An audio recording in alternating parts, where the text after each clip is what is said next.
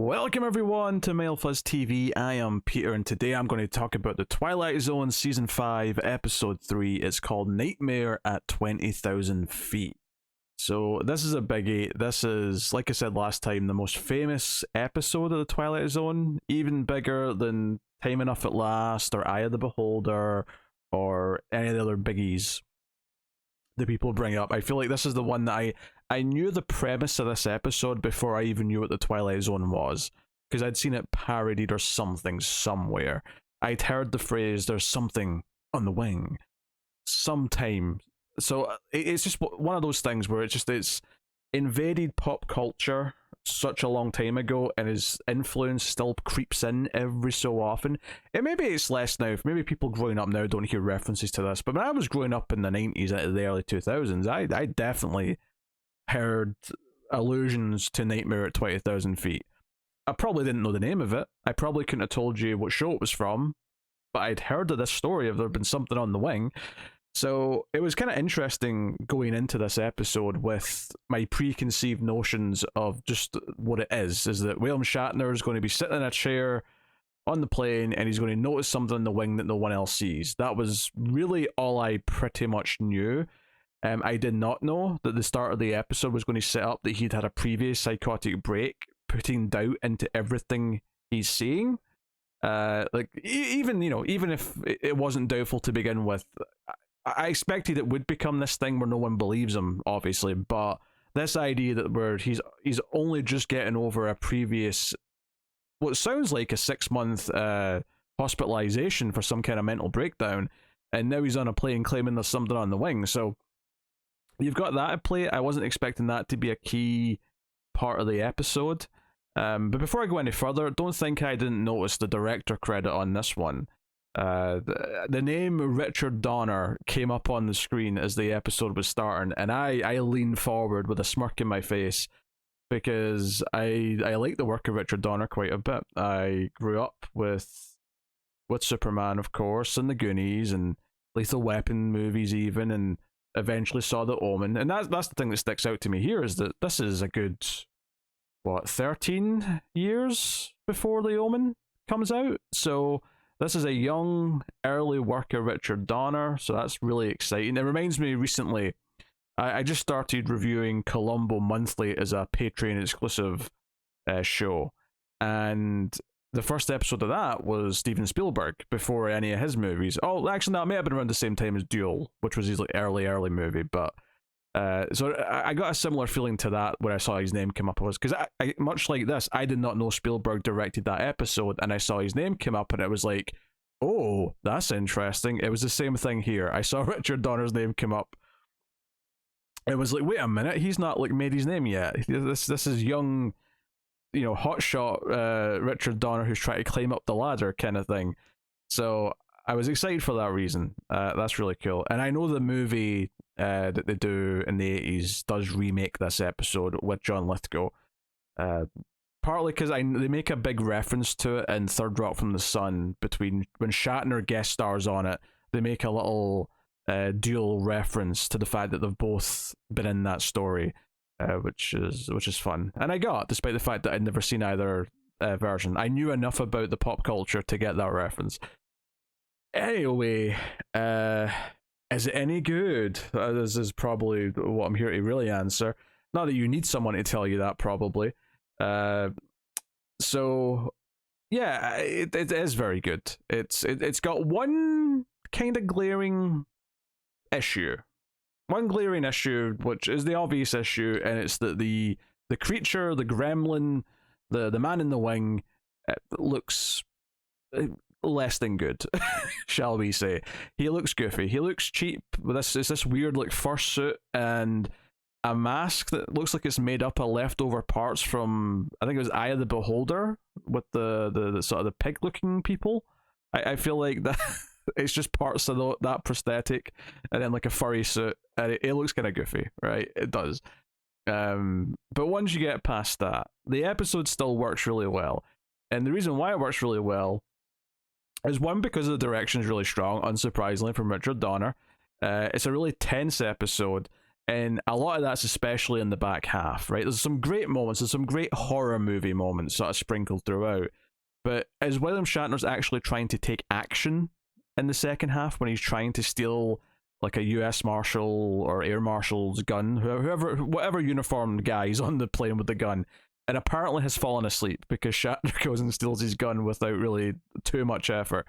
But regardless, when he's doing that, like I was feeling really tense. Like I was feeling tense because I didn't know how the story ended. So I had no idea if Shatner's character Bob was going to inadvertently get everyone killed, or if he was going to get killed because they thought he was a crazy man with a gun and they were going to have to stop him.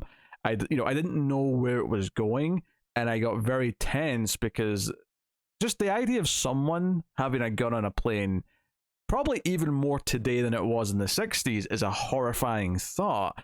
This is obviously very pre 9/11 and all that stuff, but like air travel rules were definitely more lax, and I'm sure it wasn't normal to just bring a gun onto a plane. But it's the same when I watched Die Hard and the movie starts like John McClane's just brought his gun with him, and I'm not sure if that was even accurate in 1988 when that movie came out. But the idea that they even thought they could put that in a movie and no one would bat an eyelid is a different thing culturally, for sure. So the idea of him having a secret gun and like planning to try and kill a monster that's on the wing of the plane, which may or may not be real, and honestly at this point in the episode we don't really have a lot of reason to think that it is real, other than it's the Twilight Zone, so maybe. It's very tense. Like, he sends his wife away, and they set up at the start of the episode that they're sitting at the place that's got an emergency exit thing right next to his seat, and this feels like a very sort of made up like location for this. The idea that a passenger at any time could just easily, open a hatch to the outside, and I'm sure the physics of like when he does, I was at least glad that they had him kind of like get pulled out the plane a little bit. But like I am no scientist. I'm not going to claim to know exactly what should have happened with the cabin pressure and with how cold and how fast the plane's moving and what it should have done to him. I have no idea. I'm like 99.999% sure though that the episode doesn't get it right. Not that that's a complaint, I'm just saying that I'm sure that scientifically this should have been a lot worse for him than it actually was, and probably worse for people who were on the plane in general. But that's okay, because that's not the point of the episode. The point of the episode is that this man sees something on the wing and no one believes him. And there's reasonable doubt for two reasons. One, as I mentioned, he's just gotten over a psychotic break of some kind, a teensy-weensy psychotic break in his own words. And two, every time he tries to show someone and says, hey, look out the window, this gremlin, which is what he calls it a gremlin. Obviously, when I say gremlin, the first thing my mind thinks of is the movie Gremlins and what they look like. It's not that. It's kind of like a really shit Bigfoot outfit, if we're being honest. But every time someone tries to see something, it always disappears. It basically kind of, it's almost like it lets itself be taken by the wind and just sort of like go. I mean, it's already defying physics. The fact that it's casually walking about on the wing, is physically impossible. So, but it does this thing where it kind of lets itself fly off.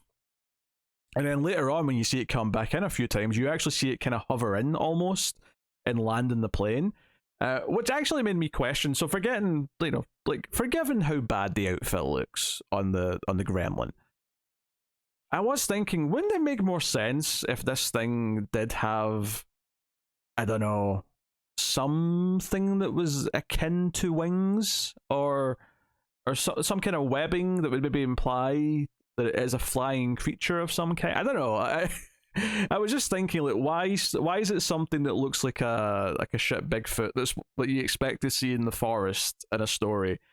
I guess like that's meant to be part of the creepiness, is that this thing doesn't look like it belongs up here at all. But like I feel like it would have almost been creepier if you didn't even bother trying. Like they could see if they just used like the robot face they had last episode for the boxing robots on like a otherwise regular dude. That would have probably been even creepier than this thing that we got, just because it would be just be slightly off of reality, something a bit more just weird and almost like it's like a scene from a David Lynch movie where there's just someone out there with a slightly deformed face, wreaking havoc potentially on the engine. Anyway, so the episode's really good. It's really tense. It builds really well, and you've got that uneasy feeling when you're like, oh god, whatever he's about to do, whether you believe that the thing is real or it isn't, the idea that he's going to be viewed as someone who's just trying to fire a gun on a plane and open a window, like he's just going to look like a psychopath, and he thinks he's doing the right thing. And one of the things that progresses really nicely as the episode goes along is that, you know, he sits down with his wife and like she's reassuring him that he's okay now, and he's reassuring her, and he's a bit nervous about flying, like he's sort of jumping at every little noise, but that's not a big deal. But he sees this creature, and he sees it looking around, and he's all kind of scared and whatever, and he wakes up his wife, tries to say, hey, look, there's someone out there, and there's no one there. And he's like, you know what, you're right, I'm just imagining things. And he shuts the curtain, which actually, I love this detail. Like, and I assume this was just a thing at the time period, but it's literally a curtain, like a little curtain that he closes, as opposed to, you know, every plane I've ever been on has got like a built-in blind that you just kind of shut. It's like a plastic slider. But this is like a literal little curtain for like a little kitchen window.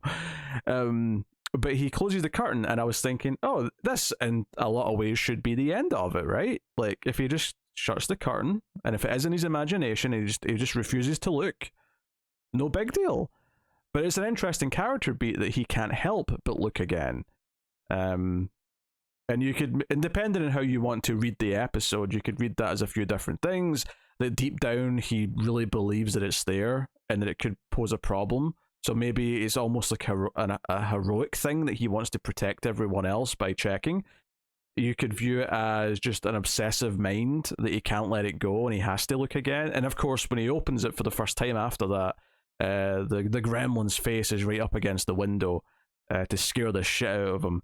So that's a really fun horror movie style moment. But then the big thing that really sets it all off and like gives it more of a because at this point it's like, okay, there's something on the wing, but it's not really doing anything yet other than scaring the shit out of him. So what's the big deal, right? That's when it starts to tamper with the plane. It starts to open up like a panel as if it's trying to get to the engine. And this, of course, freaks Shatner out because, well, he might take the plane down. He might, you know, this might be a big deal. So he starts to bring it up again with his wife. He gets like the air hostess involved. It all builds up to like getting like one of the I think it's the air engineer specifically, but someone from the cockpit to come out. And one of the good little things about the character building in the episode is that it sets up early on. The first time he tries to tell his wife that he saw something, she's very soft-spoken and she's clearly concerned, but she's trying to tell him that she believes him. And Bob gets very upset and says, look, you can think I'm a psychopath, you can think I've lost my marbles, and you can refuse to believe me, but do not patronize me. Like, it really sets up in that interaction with his wife that he hates that. And it's almost like it makes him not want to involve anyone and makes it feel like, again, he's alone. Like, he has something he has to deal with on his own. And in a healthy sense, you would say, oh, that's, like, you could say that's someone realizing they have to fight their own demons and their own battles internally. But in this case, it's he has to like take on this gremlin for the safety of everyone else, and no one else will believe him.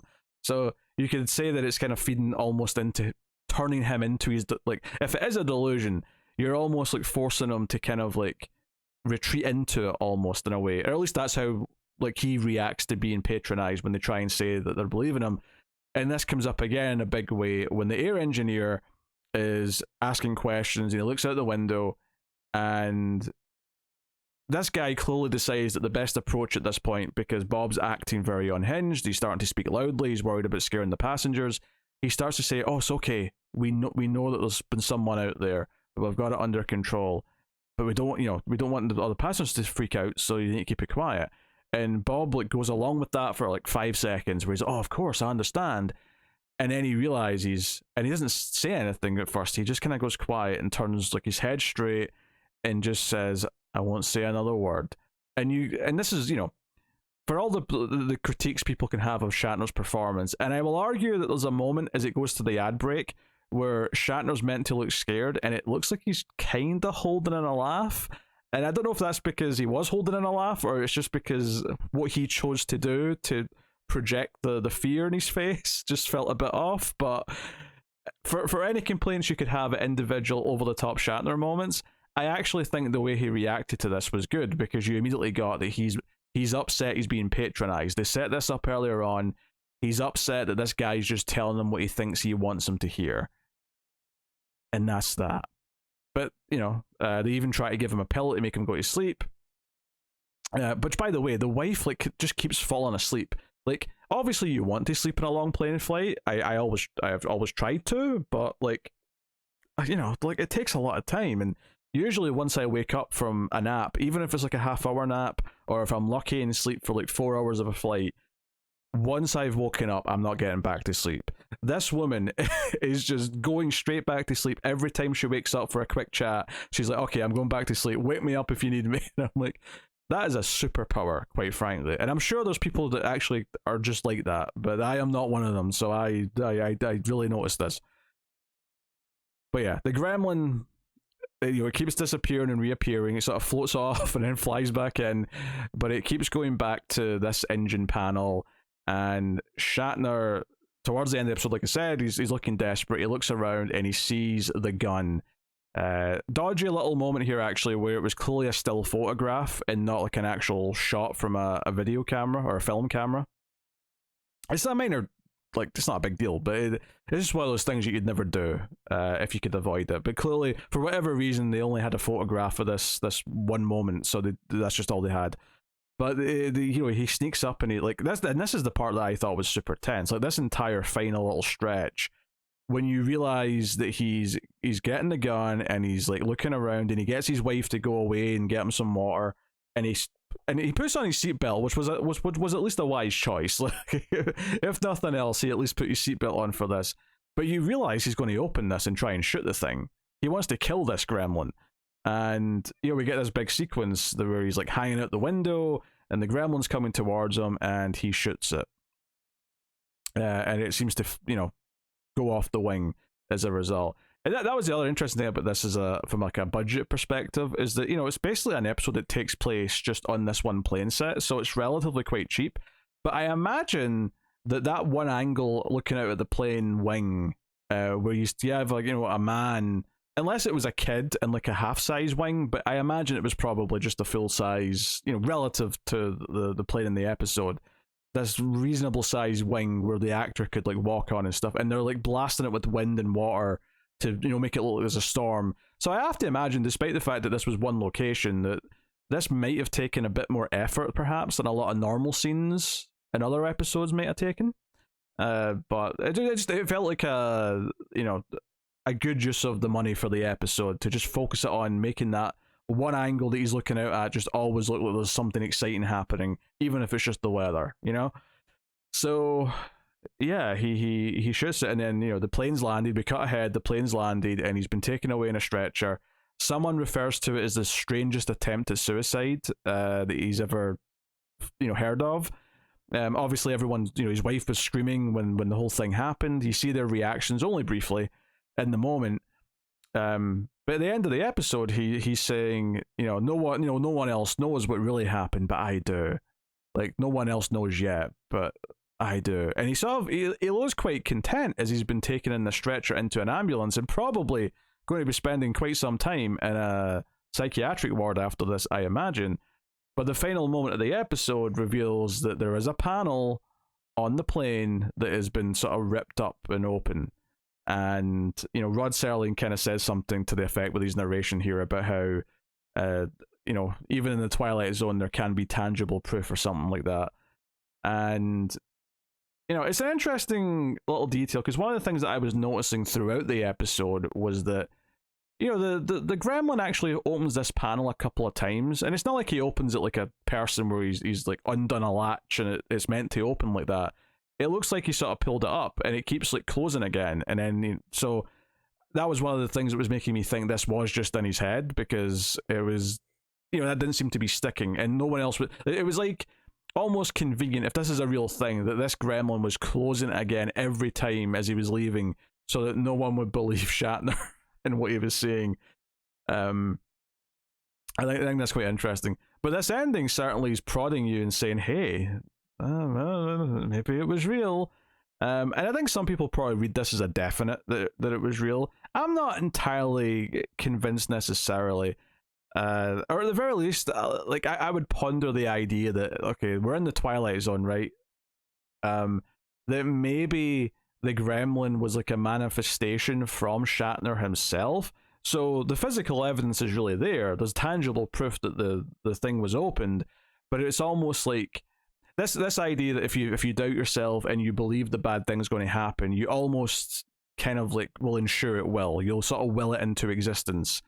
And this idea that maybe he's willing a disaster on the plane to happen and he's fighting it. He's literally fighting it physically with a gun, trying to stop it. But it's almost like it's a monster of his own creation in a weird way. Maybe you could speak to this being, you know, not that I think the episode comments on mental health issues at the time, but I do wonder if you can look at this and say, oh, no one really understood what was wrong with him, and they said he was cured and he was ready to fly in a plane, but clearly he's not. You know, maybe there's something to that a little bit. I think the meaning of the episode and this idea of him being determined and believing what he's seeing even when everyone else doubts him, you could see that as being like a positive thing. But that's assuming you believe it's completely real. And if you believe it's a delusion, then you could see that as part of like what's really unhealthy about this.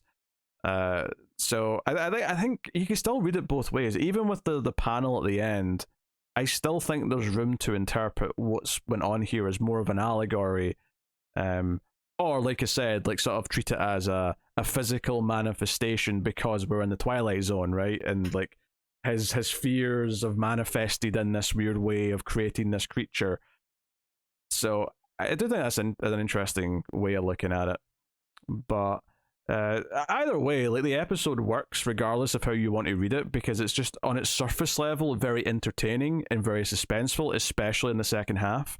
Shatner's a lot of fun to watch. He's got charisma. The wife is a good straight man, if as it were, to sort of bounce off of him. And they reveal enough about his character that you understand why he sort of bottles up a little bit in the second half when he's patronized a little bit. And the tension as he's actually acting out his plan to fight this thing is very nerve-wracking, because either way, once he starts putting this into motion, once he either opens that hatch or fires a gun, everyone on the plane is about to be very aware that he's doing something, and they're all going to be scared. Maybe you could treat it as downplaying mental wellness or mental health as like having like a ricochet effect. The idea that by just sort of like pretending that he's okay when he's really not, like it will affect those around him. And here, because a TV show, it's going to be sort of turned up to 11, and it's literally going to put everyone physically around him on a plane in danger. You can read it that way. But regardless of what way you want to read it, it's very entertaining and suspenseful. And even the goofy outfit that the creature's wearing, or the stuntman who's pretending to be the creature's wearing, doesn't really belittle it too much. It does make me excited to see the other version in the movie, though, just because I assume that it's a bigger budget, it's a movie in the 80s, that it's probably got a better look. Like the creature, maybe the story won't be as good as this episode, but I imagine one of the things that has to improve is how the thing looks. So I'm excited to eventually do the movie over on our sci-fi movie podcast, The Atomic Cinema Experiment, which is where that'll happen at some point. But fun stuff. Yeah, it's very good. Unsurprisingly, it's a great episode. It may... I think the tension that's there is so potent, and maybe in a very raw, real way, where I really felt the tension, that it probably is the best moment of tension that the show's ever had out of all the episodes I've seen up until this point, which I've been doing it in order, so just up until this point as it is anyway. But is it my favorite episode of the show? I don't. At least not easily. It's not like something I can just easily say. It's definitely going to be like a high ranking episode. It's definitely in contention. But like if I look through some of my other favorite episodes, like is it easily number one? I don't think so. Maybe I could come to the conclusion that it is if I stop and think about it, but I don't think it's like this thing where it's like head and shoulders above. Which is not to say that I'm disappointed. It's just that because it is the most like famous episode, I think it's just something I have to consider a little bit. No, it's one of many great episodes that the show's had up until this point. But it did not fail to live up to the hype. So good stuff. But that is the episode. So I will be back with you next week. In fact, what Rod did tell us about next week's episode. Let me go check what that was. Is it sort of a time travel-y kind of thing? I think. Yeah, a kind of stopwatch is the name of the episode. A man is given a stopwatch that halts time. That's the entire premise. With an actor who I think I recognize, Richard Erdman. I don't think I could tell you what I know him from, but I definitely know his face in this photo that's on IMDb. But that sounds intriguing. Sounds like a fun concept for an episode. It depends what they do with it, and is it going to be like more of a comedy hijinks episode? I actually don't know. There's nothing to indicate tone. Based on what Rod said, or based on just the premise. It could be used, it could be a serious episode, could be a funny episode, could be anything. So we'll see how it goes. But that is next week, so thank you once again for joining me. I always appreciate it. Keep watching TV in the Twilight Zone.